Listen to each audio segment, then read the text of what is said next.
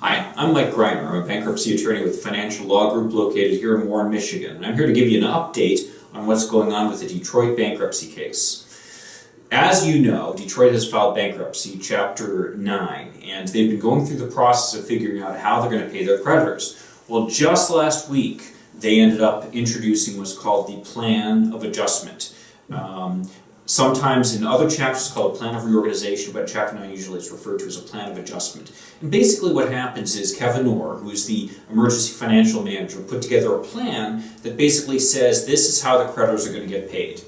Now, it seems obvious that you try to pay people as much as you can, but that's not always the way it works. Because what happens is that there are different classes of creditors. And the way the law works is it says that each class of creditors needs to have every creditor within that class treated the same. So let me give you some examples of some classes. One might be a group of secured creditors. Now, how would a creditor be secured when it comes to the city? Well, there are a couple of ways that it might be. The secured creditor might actually have an interest in property that the city owns. Like it might have a lien against a vehicle that is owned by the city, or a lien against a building, a mortgage against a building that the city owns. That's one option. But there are other options too where there can be secured interest in property. For example, there can be a lien on a stream of income.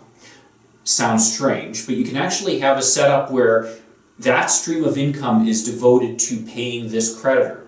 And as long as the creditor is being paid, they're happy and it's no big deal. But once they're not being paid, they can step in and basically seize that stream of income from the city. That's what a lien would allow them to do.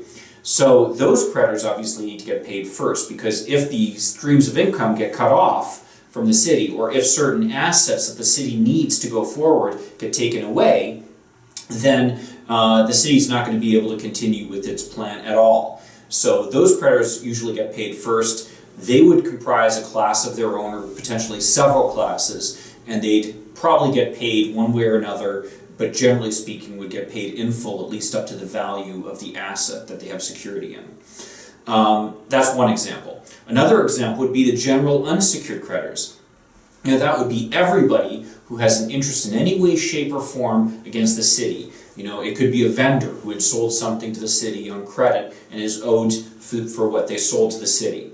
It could be a contractor who did some work for the city and is owed money for doing that work. It could be people who have property that was damaged by a city garbage truck and they were suing the city as a result of that. Those are all unsecured claims, general unsecured claims, and they all get treated the same. Now the judge in this case has actually set up a panel that can review some of these cases and determine if they have the ability to file a claim or not.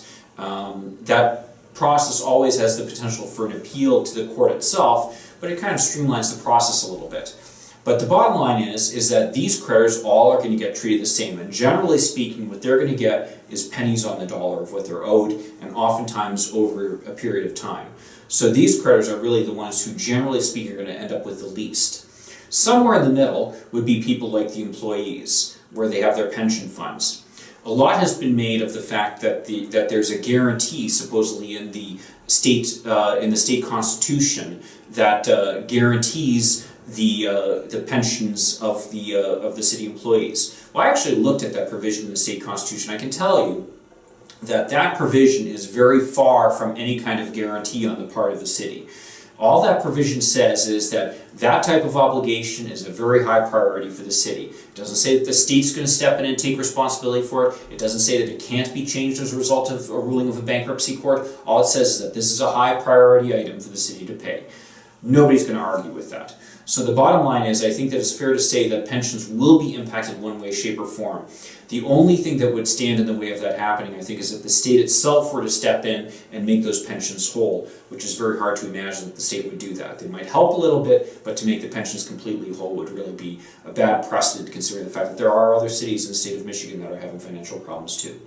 So that's a quick update on what's going on. We'll keep you up to date with everything that's happening in the Detroit bankruptcy case. We're watching it obviously very closely here in Warren, Michigan, right from the opposite side of 8 Mile from Detroit, and we'll keep everyone up to date with what's going on.